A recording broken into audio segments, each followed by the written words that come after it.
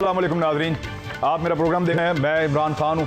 आज प्रोग्राम में मैंने बड़ी ख़ास शख्सियत को दावत दी है और उनको बुलाने का मकसद ये है कि कोरोना वबा के हवाले से कुछ चीज़ें, कुछ इंसानों की इम्यूनिटी के हवाले से उनके ऊपर क्लैरिटी आ जाए ज़रा, हमें भी और आपको भी।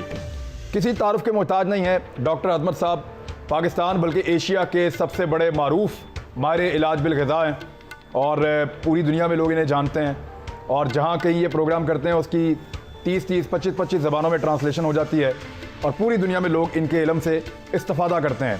डॉक्टर साहब अस्सलाम वालेकुम। बहुत शुक्रिया सर ज्वाइन करने के लिए, बड़ी मेहरबानी। सबसे पहले मुझे ये बताएं कि ये कोरोना एक्चुअली है क्या, आपकी समझ में क्या है? कोरोना एक वायरस है। हमारी बॉडी में वेरियस किस्म के पैथोजेंस होते हैं। पैथोजेंस का मतलब है जरासीम। उसमें फंगस होती है, उसमें बैक्टीरिया होती है और उसमें वायरस होता है। ये वायरस जो है एक तो बहुत छोटे साइज़ की होती है और उसके बाद ये रेप्लिकेट बड़ी जल्दी करते हैं। इसमें वेरियस फॉर्म्स ऑफ वायरस होती हैं। एक वायरस होती है जो कि आरएनए वायरस होती है, एक वायरस होती है जो कि डीएनए वायरस होती है। डीएनए वायरसेस जो हैं वो बड़ी जल्दी हमारा क़ुव्वत मुदाफ़ियत जो है उसको काबू कर लेती है। और आरएनए वायरस जो कि जैसे कोरोना वायरस है, ये एक ऐसी वायरस है जिसको हमारे जिस्म को एक प्रॉपर फाइट करना पड़ती है। तो ये एक आरएनए वायरस है। एक वायरस के अंदर इंसान ने कोई कोडिंग डी कोडिंग की है, कुछ ना कुछ किया है इसका? मसलन मेरे ख्याल में इसमें ज़्यादा गहराई में जाएंगे तो लोगों को समझ में नहीं आएगी। मैं एक और आसान तरीके से समझा देता हूँ। मसलन अगर एक SARS-1 वायरस एक 4x4 ट्रक था, ठीक है, कोई हाफ टन पिकअप ट्रक जैसे टोयोटा के बड़े ट्रक्स होते हैं, तो ये वायरस उसी ट्रक की चैसी पे एक टैंक है। ठीक है, मैं समझ गया। आप समझ गए। प्लेटफॉर्म सेम है और इसमें थोड़ी सी इंजीनियर्ड है कि लोगों को एक वैक्सीन जो कि मेरे ख्याल में एक ट्रक की बत्ती है उसके पीछे लगा रहे हैं। मगर एक और आपको बात बताऊं, वेस्ट में जो वैक्सीन बन रही है वो इस वायरस को वीकन करके वो एक नॉर्मल जो प्रिंसिपल्स हैं वायरस बनाने के उसके मुताबिक नहीं बना रहे। वो इस वायरस की इन्फेक्शन की वजह से जो आपके लंग्स में फ्लूइड जमा हो जाता है उसको एनालाइज करके उसके अगेंस्ट ऐसे बॉडी में डिफेंस मैकेनिज्म्स इंट्रोड्यूस करना चाहते हैं कि वो नॉट अगेंस्ट दैट वायरस, उसके इफेक्ट के ऊपर कंट्रोल करना चाहते हैं, उसके इफेक्ट्स के ऊपर कंट्रोल करना चाहते हैं। बच कैसे सकते हैं इससे, इस वायरस से? देखें, सबसे पहले तो हमें ये रियलाइज़ करना होगा, और ये मैं डराने के लिए नहीं कह रहा और मैं कोई अलार्म पैदा करने के लिए नहीं कह रहा, मगर जो इंफॉर्मेशन मौजूद है ह्यूमन मैनकाइंड के पास इस टाइम, ये तकरीबन हर इंसान को होगा। और ये किसी को 6 महीने बाद हो, किसी को 18 महीने के बाद हो, किसी को 2 साल के बाद होगा। मगर इसमें एक बात हमें पता होनी चाहिए कि वो वायरस अशरफुल मखलूक़ात नहीं है, हम अशरफुल मखलूक़ात हैं। और दुनिया में बहुत ऐसी चीज़ें मौजूद हैं अल्लाह ताला ने हमारे डिस्पोजल पे दी हैं जो को इस वायरस को काउंटर करती हैं कि आप किस तरह, कौन से टेंजिबल स्टेप्स हैं जो आप ले सकते हैं जिससे आपकी क़ुव्वत मुदाफ़ियत बेहतर हो। आपके अपनी बॉडी ने जब फाइट करना है तो किसके ज़रिए करना है? आपकी अपनी क़ुव्वत मुदाफ़ियत ठीक होनी चाहिए। अगर क़ुव्वत मुदाफ़ियत ठीक है तो चांसेस ये हैं कि आपको सिर्फ 2 छींकें आएंगी, आप पॉजिटिव होंगे, आपकी बॉडी अपनी एंटीबॉडीज़ बनाएगी और आप एसिम्प्टोमेटिक रहेंगे, वो इस तरह ही जिस तरह आपको कोई फ्लू हुआ था। तो इसमें सबसे पहली जो ज़रूरत है, मैं लोगों को ये कहता हूँ कि अपनी खुराक की तरफ ध्यान दें। और लोगों के पास टाइम है मेरे ख्याल में। ये अगर आप यानी कि अपना खाने पीने का तरीका थोड़ा सा बदल लें तो आप ये देखेंगे कि ये वायरस इंशाल्लाह हमें कुछ भी नहीं कहेगा। क्या करें? यानी एक आम आदमी, आप कह रहे हैं मोटा नहीं होना चाहिए जी, और क्या करें? सबसे पहले तो हाजमा। एक तो इससे डरे ना आपके ख्याल में? हाँ, इससे डरे मत, इससे डरे मत। और दूसरी बात यह है कि मैं अगर टेंजिबल स्टेप्स अगर बताऊं तो सबसे पहली बात कि आपको अपना हाजमा ठीक रखना है। एक बात याद रखिए कि आपका इम्यून सिस्टम जो है, हम मसलन मैं अपनी उंगलियां देख सकता हूं, मैं अपनी आंखें देख सकता हूं, अपने कान पकड़ सकता हूं, मगर मुझे ये नहीं पता कि मेरा इम्यून सिस्टम कहाँ पे है। हमारा इम्यून सिस्टम जो है वो हमारे स्टमक में है। 80% of our immune system is housed in our gut. अब आप ये देखिए, अगर आपका हाजमा ठीक है, अगर आपको कब्ज़ नहीं है, पेट ख़राब नहीं है, तो आपका इम्यून सिस्टम बेहतर फंक्शन कर रहा है। सो इसको, और अगर किसी का ख़राब है उसको ठीक करने का क्या तरीका है, उसके लिए मैं 2-3 चीज़ें बताना चाहूँगा। मेरे ख्याल में सबसे पहले तो दही का इस्तेमाल ज़रूर किया करें। दही का इस्तेमाल करें जी पाकिस्तानी, नंबर 1। हाँ, दही का ज़रूर इस्तेमाल करिए हाजमा ठीक करने का। दूसरी बात मैं ये कहूँगा कि लहसुन और अदरक का खूब इस्तेमाल होना चाहिए। हमारे यहाँ तो बहुत मिलती है लहसुन अदरक। लहसुन अदरक मिलती तो बहुत है, मगर लहसुन जो है हमारे गट में ऐसे पैथोजेंस जो कि हमारे इम्यून सिस्टम को कॉम्प्रोमाइज़ करते हैं, वो उनको रिमूव कर देती है। अच्छा। सो लहसुन एक एंटीवायरल भी है और हमारे स्टमक से क्लियर करती है उन पैथोजेंस को जिनका कोई रोल नहीं है अपर जीआई ट्रैक्ट। सालन में पका के खाएं। सालन में पका के खाने से उसकी इफादियत ख़त्म हो जाती है। खत्म या कम?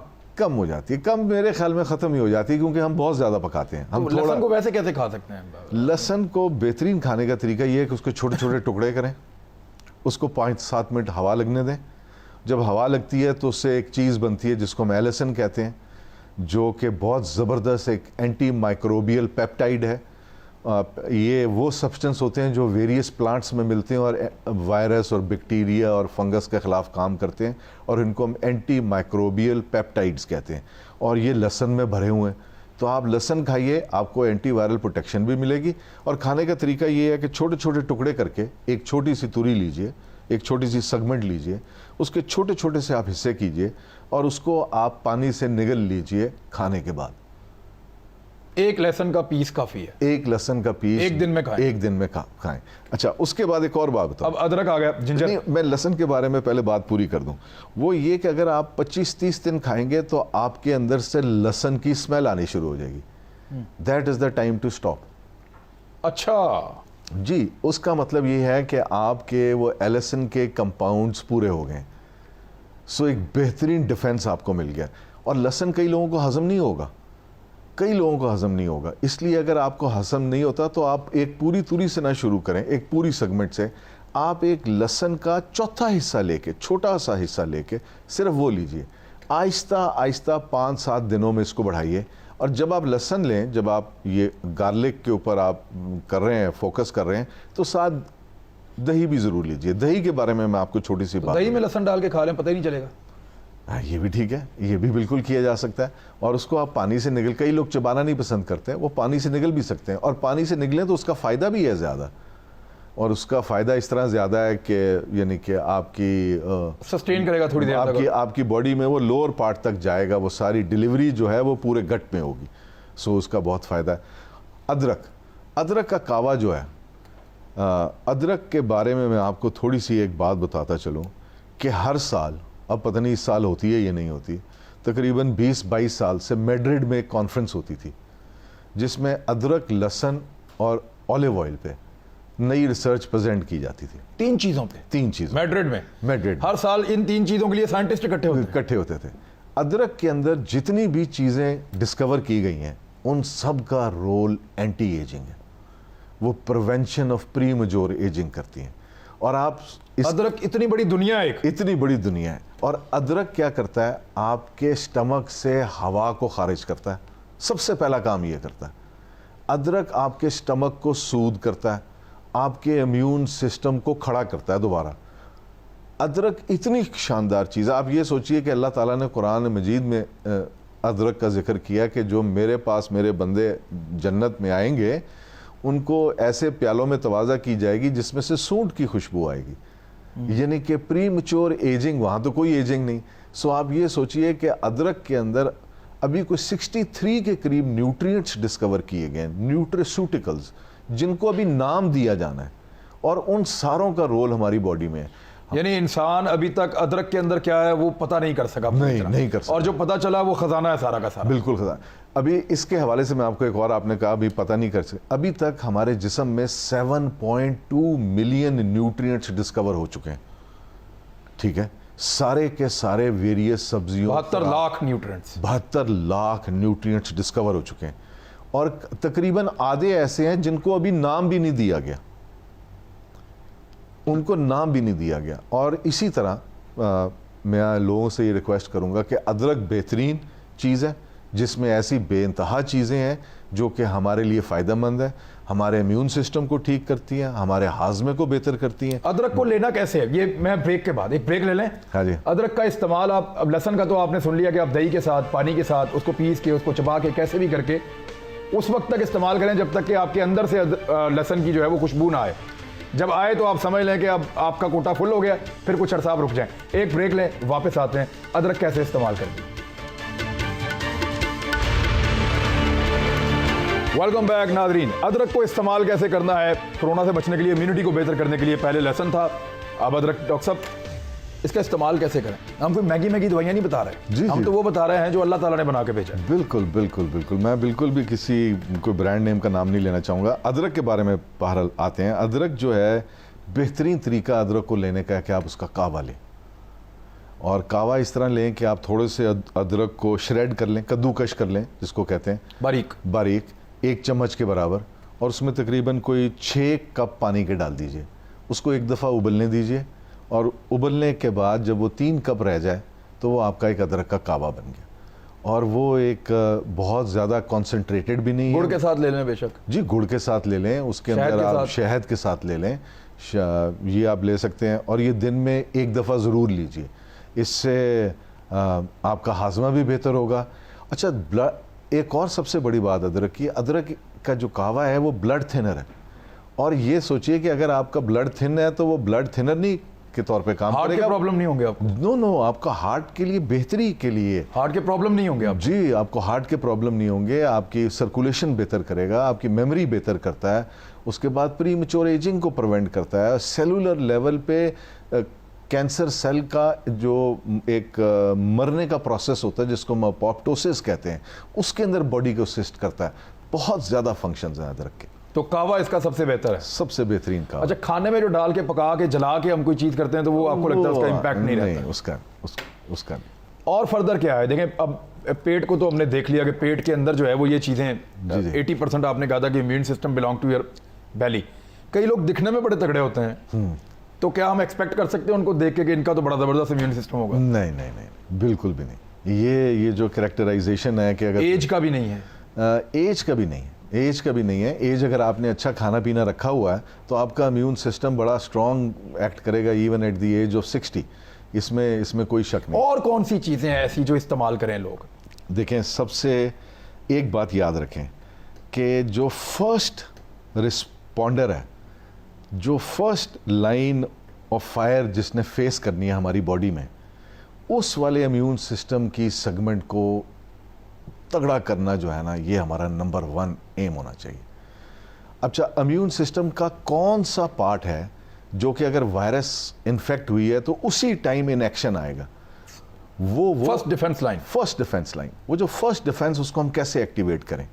वो एक्टिवेट, उस इम्यून सिस्टम का नाम है innate immunity, INNATE, innate immunity. इसको हम हेरिडिटरी मौरूसी इम्यूनिटी भी कह सकते हैं, जो हमें वालिदैन की तरफ से मिलती है।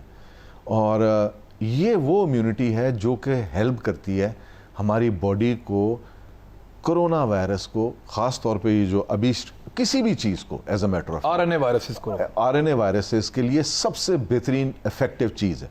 अच्छा, अब इसके बारे में मैं बताऊं कि ये मैं क्यों कहता हूं कि इनेट इम्यूनिटी जो है वो बहुत ज़्यादा ज़रूरी है। इस पे एविडेंस क्या है? इस पे एविडेंस ये है कि जब 2003 में सार्स आई तो जो चाइनीज़ डॉक्टर्स थे उन्होंने बहुत ज़्यादा रिसर्च की कि जो लोग उसमें चल बसे और जिन लोगों को कुछ नहीं हुआ उनकी बॉडी में क्या फ़र्क था। जब उन्होंने ये देखा तो उन्होंने ये देखा कि जिन लोगों को रिलेटिवली लेस सिम्टम्स हुए या कुछ नहीं हुआ, उनकी बॉडी में विटामिन डी के लेवल्स बहुत हाई थे। मौरूसी तौर पे विटामिन डी ज़्यादा नहीं, मौरूसी नहीं आप कह सकते, शायद उनकी डाइट में था, विटामिन डी के लेवल्स बहुत हाई थे। ठीक है। उन्होंने पहली दफ़ा ये करना शुरू किया 2004-2005 में कि अपनी पॉपुलेशन को एज ए डिफेंस मैकेनिज्म के तौर पे ये गाइडलाइंस इशू की कि आप अपनी विटामिन डी के लेवल्स बेहतर रखें, धूप में जाएं, ऐसी चीज़ें खाएं, या उसकी सप्लीमेंटेशन लें, जो कुछ भी है। मगर जब नेक्स्ट ईयर, जब 2 साल के बाद एक सेकंड उसकी आउटब्रेक हुई तो दे फाउंड आउट कि जिन लोगों के विटामिन डी के लेवल ठीक थे उनको भी सार्स ने इफेक्ट किया, उनमें भी मौतें वाक़या हुई। जब उन्होंने ये देखा तो आप ये सोचिए कि दोबारा वो जुट गए, इस बात पे कि जी हम ढूंढें कि ये क्या हुआ कि इस दफ़ा विटामिन डी के लेवल जिनके हाई भी थे, अच्छे थे, वो भी इससे अफेक्ट हुए। दे फाउंड आउट समथिंग। उन्होंने कहा कि ये विटामिन डी अकेली नहीं डिटर्मिन करती कि आप सार्स के ख़िलाफ़ कैसे रिएक्ट करेंगे या कैसे रिस्पॉन्ड करेंगे। दे फाउंड आउट कि ये विटामिन ए और डी का बैलेंस है जो ये डिटर्मिन करेगा कि आपका फर्स्ट लाइन ऑफ डिफेंस कैसा है। अब विटामिन ए जो है, मैं कोई नाम नहीं लेना चाहूँगा किसी ब्रांड का, अगले दिन वो शॉर्ट हो जाएगा तो जिस किसी को ज़रूरत है उसको भी नहीं मिलेगा, मगर मैं लोगों को, पब्लिक को ये बताना चाहूँगा कि कहाँ पे विटामिन डी अवेलेबल है नेचर में। आजकल जो सबसे बेहतरीन फल है, सबसे बेहतरीन फल है, मैं कहता हूँ उसको सोने के बराबर भी तोले ना तो वो फल महंगा है, वो है ऑरेंज कलर की जो खुबानी है। खुबानी? खुबानी, जिसका रंग ऑरेंज है, थोड़ा सा ऑरेंज है। येलो वाली नहीं? येलो वाली थोड़ी मीठी होती है, ये ऑरेंज वाली थोड़ी फीकी होती है, मगर ये विटामिन ए में रिच फूड है। और ये ऐसी विटामिन ए है जो कि हमारी बॉडी को उसको कन्वर्ट करने के लिए उस फॉर्म में, जिस फॉर्म में हमारी इम्यून सिस्टम को रिक्वायर्ड है, कम से कम मेहनत करनी पड़ती है। अगर हमारा हाजमा ठीक नहीं भी है तो फिर भी ये काम करेगी। ये आपका विटामिन ए पूरा कर देगी। ये आपकी विटामिन ए पूरी करेगी। अगर आपको फॉर सम रीज़न खुबानी पसंद नहीं है तो आम आ चुके हुए। आम तो कोई ऐसा शख्स नहीं होगा कि जिसको पसंद नहीं है, सबको मिल जाते हैं, ठीक है, और सबको मिल भी जाते हैं। और आम जो है वो विटामिन ए में का रिच सोर्स है, और ऐसी फॉर्म ऑफ विटामिन ए है जो कि आपके लिए बेहतरीन है, आपके इम्यून सिस्टम को उसको उसमें कन्वर्ट करने के लिए। वो जो फॉर्म है उसको रेटिनोल पामिटेट कहते हैं, उस फॉर्म में कन्वर्ट करने के लिए इम्यून सिस्टम को कोई मेहनत नहीं करनी पड़ेगी। ठीक है। जो डायबिटिक लोग हैं वो आम का इस्तेमाल ना करें, वो ये खुबानी खाएं। ये मीठी भी नहीं होती और मेरे तो ख्याल में बहुत बेहतरीन जायके वाली होती है। बल्कि मैं तो जब ये खुबानी खाता हूँ तो उसके साथ मैं 4-5 उसके बादाम भी ज़रूर खाता हूँ, और ख़ास तौर पे वो बादाम जो कि कड़वा हो वो ज़रूर खाता हूँ, क्योंकि उसके अंदर मुझे ऐसी न्यूट्रिशन मिलती है जो कि मुझे पूरा साल दोबारा नहीं मिलनी। अच्छा जी बिल्कुल बिल्कुल। खुबानी के साथ उसका जो बादाम अंदर से निकलता है छोटा सा, उसको फेंके नहीं, उसको खा लें। जी जी, मसलन और अगर कड़वा है तो वो ज़रूर खा लें आप। जी, 4-5 बादाम खाने हैं आपने, और ये सिर्फ 10-15 दिन के लिए साल में खाने हैं। ये आपकी बॉडी को ऐसी चीज़ें प्रोवाइड करते हैं जो कि पूरा साल दोबारा नहीं मिलनी। सो ये खानी बहुत ज़्यादा ज़रूरी है। ये आपको कोरोना के ख़िलाफ़ भी इन्फेक्ट प्रोवाइड करती है।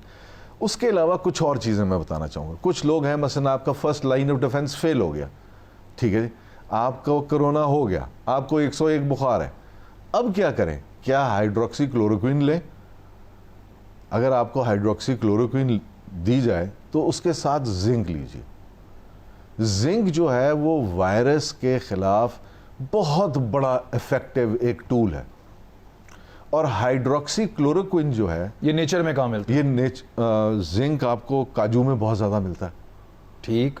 जिंक आपको कुछ नट्स हैं उसमें बहुत ज़्यादा मिलता है, खुश्क मेवा में मिलता है, खुश्क मेवों में मिलता है। जिंक आपको उसमें भी मिलता है, पिस्ताचियोज में भी मिलता है, मूंगफली में होगा, मूंगफली में भी है। उसके बाद जिंक का एक बहुत बड़ा रिच सोर्स ये समुंदर से निकलते हैं जिनको हम कहते हैं अपना घूंगे। हाँ, घूंगे, जिसमें वो खाए जाते हैं बड़े शौक से। कैवियर भी खाए जाते हैं, और जिंक जो है समुद्री मछली में भी बहुत मिलता है। जिंक जो है आपको दरियाई मछली में भी बहुत मिलता है। सो आपके अगर जिंक के लेवल अच्छे हैं, आपको जिंक के सप्लीमेंट्स भी मिल जाते हैं। मैं कोई नाम नहीं लेना चाहूँगा, मगर अगर कोई अल्लाह ना करे किसी को हो जाए तो को जिंक को एक ऑप्शन है, बड़ी ज़बरदस्त ऑप्शन है जो कंसिडर की जानी चाहिए। उसके अलावा और क्या चीज़ें हैं जो हमें इसको फाइट करने पे हेल्प कर सकती हैं? ये चीज़ें मैं अपने से नहीं बता रहा, ये हमारी टेक्स्ट बुक्स में लिखी हुई हैं, और 30, 35, 40, 50 साल पहले की लिखी हुई हैं, और बाकायदा एक तवातर के साथ रिसर्च आ रही है। इसमें मैं आपको एक और बात भी बताऊं, ये आपने रिसर्च की बात की, I think this would be very very interesting for नाजरीन। दुनिया में जितनी रिसर्च हो रही है, तकरीबन 5% रिसर्च हुई तो आज हमारे हाथ में एक मोबाइल फ़ोन है। तकरीबन 5% जितनी रिसर्च हुई है आज तक, जितनी रिसर्च हुई है उसकी तकरीबन 5% रिसर्च हुई है तो इंसान चांद पे पहुंच गया। तकरीबन 5% रिसर्च हुई है एरोस्पेस में, इंजीनियरिंग में, तो हमने जहाज़ बना लिए। दुनिया में आपको पता है 50% से ज़्यादा रिसर्च किस पे हो रही है? लॉन्जिविटी पे। न्यूट्रिशन पे, हाउ अब जब हम बात करते हैं ना अपने पीयर से जो कि हमारे प्रोफेसर्स हैं, और ये यहूदियों की साइंस है, कहा जाता था कि यहूदियों की साइंस है, उनसे अगर आप पूछें कि जी किसी को ये कैंसर है तो इसके बारे में अगर आपने कुछ करना है तो क्या न्यूट्रिएंट दिया जाए, तो वो कहते हैं कि बेटा दिस इज, हम इन डिजीज़ेस को कॉन्कर कर चुके हैं, अब हमारा नेक्स्ट स्टेप है to make life very healthy and fruitful till the age of 120 without the diseases. So जो रिसर्च सारी दुनिया में हो रही है, ये रिसर्च का किसी को नहीं पता, ये रिसर्च फार्मास्यूटिकल कंपनियां जो हैं आगे नहीं आने देती, ये रिसर्च दवाइयां बेचनी है ना उन्होंने, अपनी ड्रिपें बेचनी है, इंजेक्शन बेचने हैं, वैक्सीन देनी है जी, तो नेचर में क्या है वो तो पता नहीं चलने देंगे आपको, नहीं पता। मगर मैं इसमें कुछ बताऊंगा कोरोना वायरस के खिलाफ 3-4 इन सब्सटेंसेस को हम एंटी माइक्रोबियल पेप्टाइड्स कहते हैं, AMP। जो कोरोना के खिलाफ अब कोई सब्जियां हाँ। और वो चीजें जो हमारे यहाँ पे वाफर मिलती हैं, हमें उनके फायदे का नहीं पता। क्विकली हम कुछ चीज़ों का राउंड करेंगे ब्रेक के बाद, आखिरी ब्रेक होगी, हमारे साथ रहिए, वापस आ रहे हैं। वेलकम बैक नाजरीन। जी अजमत भाई, अब मुझे ये बताएं कि वो कौन सी चीज़ें हैं हमारे यहाँ पे मज़ीद सब्जियाँ जो अवेलेबिलिटी बहुत अच्छी है और उसको फ़ौरन मौसमों में मौजूद भी हों और लोग इस्तेमाल करें। देखें, सबसे पहले तो मैं ये बताना चाहूँगा कि एक चीज़ का इस्तेमाल जो है ना हर इंसान कर सकता है अपनी डेली डाइट में, वो है लौंग। लौंग, क्लोव, लौंग समझते हैं ना? बिल्कुल ठीक है, मैं समझ गया। लौंग, हाँ जी, छोटे से जो दांत में दर्द वो लोग रखते हैं उसको। जी जी जी जी, बिल्कुल बिल्कुल बिल्कुल। आप एक मैं लफ्ज़ बोलना चाहूँगा, इसको हम कहते हैं ORAC values, oxygen radical absorption capacity. दुनिया में सबसे ताकतवर जो खाना, जो सबसे ताकतवर चीज़ है जिसकी किलिंग कैपेसिटी सबसे सुप्रीम है, वो लौंग है। पूरी दुनिया में, पूरी दुनिया में वाह, आज तक इससे ज़्यादा ओराक वैल्यू किसी फूड की डिस्कवर नहीं हुई। इसको लेने का तरीका ये है, 2 लौंग के पीस लीजिए और उसको अपनी चाय में डाल लीजिए, जो कावा आपने अदरक वाला बनाया उसमें डाल लें, उसमें डाल लें, और जब आप पूरा कावा पी लें उसके आखिर में आपने वो 2 लौंग चबा के लेने, और वो थोड़े दिनों के लिए, शुरू के चंद 10-12 दिन आपकी ज़ुबान पे बड़ा वो थोड़ा सा मिर्चें लगेंगी, आपको थोड़ा सा फील होगा यार, कुछ लोग कहते हैं कि वो गरम है, कुछ लोग कहते हैं कि वो ये है। कोई गरम वगैरह का कॉन्सेप्ट जो है ये टोटली जिसे कहते हैं गलत। मैं गलत नहीं, मैं इसको कहूँगा, मैं इससे एग्री नहीं करता, क्योंकि इसका कोई साइंटिफिक एविडेंस नहीं है। अगर आपकी बॉडी में चर्बी है तो आप 1 चम्मच तिलों का ले लेंगे तो आपके सर माथे पे पसीने आने शुरू हो जाएंगे। वो क्यों? क्योंकि तिलों के अंदर ऐसा तेल मौजूद है जो कि आपकी बॉडी में जो सर्कुलेशन में फैट है उसके साथ बाइंड कर जाएगा, आपकी बॉडी टेम्परेचर रेज करेगी ताकि उसको बाहर निकाल दे। आप कहेंगे ये फूड गर्म है। आप मुझे, अगर मेरी जो फैट है, अगर मेरी फैट की जो लेवल है वो एक ठीक लेवल है, तो मैं अगर तिल के 4 चम्मच भी खा जाऊंगा तो मुझे एक पसीने का खतरा नहीं आएगा। सो ये कहना कि ये गर्म है, ये एक सब्जेक्टिव सी एक बात है, ये आपके ऊपर डिपेंड। लौंग के 2 पीस जो है वो रोजाना कावे के साथ आप लें। जी, रोज लौंग के 2 पीस आप ये लेने शुरू कर दें। अच्छा, इसके अलावा 1-2 चीज़ें मैं आपको, और दो नहीं 3-4 चीज़ें। एक तो जैतून के पत्ते, जैतून के पत्ते, ऑलिव, इसके पत्ते इस तरह के जो हैं, ओहो, ये क्या कमाल की चीज़ है। इसके अंदर एक सब्सटेंस है जिसको हम कहते हैं ओलियोरोपिन, ठीक है, और ये RNA virus, DNA virus, bacteria, anti bacterial है, एंटी फंगल है, एंटी कार्सिनोजेनिक है। ये तकरीबन आज तक जितने कैंसर्स पे रिसर्च हुई है, there has never been a single carcinogenic यानी कि स्टडी जिसके अंदर ये बताया गया हो कि इसने काम नहीं किया। ऑलिव लीव जो है, इसके आप कहवा भी पी सकते हैं। इसके खुश्क ऑलिव लीव्स को आप उनका पाउडर बना के आधी चम्मच रोज़ाना आप ले सकते हैं। ये इतना बेहतरीन एक नुस्खा है अपना। ये हमारा जो पाकिस्तान में ऑलिव लगता है, ये पूरा सॉल्ट रेंज में लगा हुआ है, ये इसके लीव्स, जी इसके लीव्स आप ले सकते हैं। ये बेहतरीन किस्म की एक चीज़ है जो कि आपके एंटी वायरल डिफेंसेस को बहुत ज़्यादा इन्हांस करती है। ठीक है। इसके अलावा कुछ चीज़ें और हैं जो कि चाइनीज़ ने अपनी ये जो स्टडीज़ जिन्होंने प्रिंट की after this breakdown of corona virus, उसके अंदर they found out few things to be very very beneficial. और ये नहीं कि सिर्फ चाइनीज़ ने अभी इसको बेनिफिशियल देखा है, ये तकरीबन लिटरेचर में लास्ट 50 ईयर्स से रिपोर्ट होती आ रही हैं। मसलन क्या चीज़? हल्दी।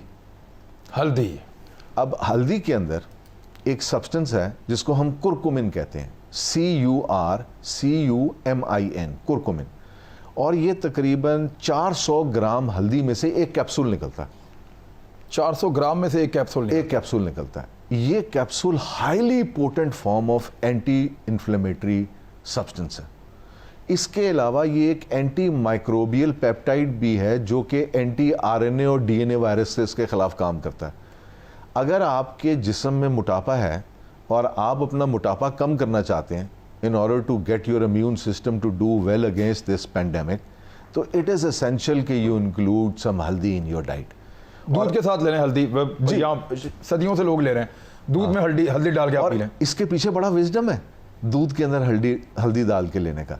इसकी वजह यह है कि जो हल्दी है वो जब तक फैट नहीं होगा हल्दी के साथ वो अब्जॉर्ब नहीं होगी। अच्छा, इसलिए दूध के साथ लेते हैं। दूध के अब जो दो चीजें क्विकली बता दें, हमारा वक्त भी खत्म हो रहा है। और कौन सी चीजें? तीसरी चीज इसके हल्दी के अलावा एक तो दारचीनी है और एक जिसको हम मुलट्ठी कहते हैं, अंग्रेजी में लिकोरस और सिनेमन। मुलट्ठी वो गले के लिए लोग लेते हैं। जी, गले के लिए लोग लेते हैं। अब मुलट्ठी के बारे में मैं ये बताता चलूं कि ये भी बहुत ज़बरदस्त एक एंटीवायरल है और सिनेमन जो है एक बहुत ज़बरदस्त आपकी इंसुलिन रेजिस्टेंस कम करता है, यानी कि आपको मोटापे को कम करता है। आपकी बॉडी जो है it starts producing insulin and makes you lose weight faster अगर आप दारचीनी सिनेमन को लेना शुरू करें। और इन दोनों को लेने का, तीनों को हर्ब्स को लेने का तरीका ये है कि आप रात को खाने के बाद लें ताकि रात को most weight loss occurs at night, immune system की सारी एक्टिविटी अकर्स एट नाइट। इसके अलावा मैं लास्ट बट नॉट लीस्ट मैं तमाम सामीन और कायरीन से ये दरख्वास्त करूँगा कि स्लीप वेल, खूब सोएं। अच्छा, हाँ, रज के सोएं। हाँ, रज के सोएं, यानी कि 8 घंटे की नींद पूरी करें, 7-8 घंटे सोएं, मज़े करके सोएं, यानी कि और थोड़ी सी वर्जिश ज़रूर करें। अगर आप वर्जिश करेंगे तो आपको नींद भी बेहतर आएगी।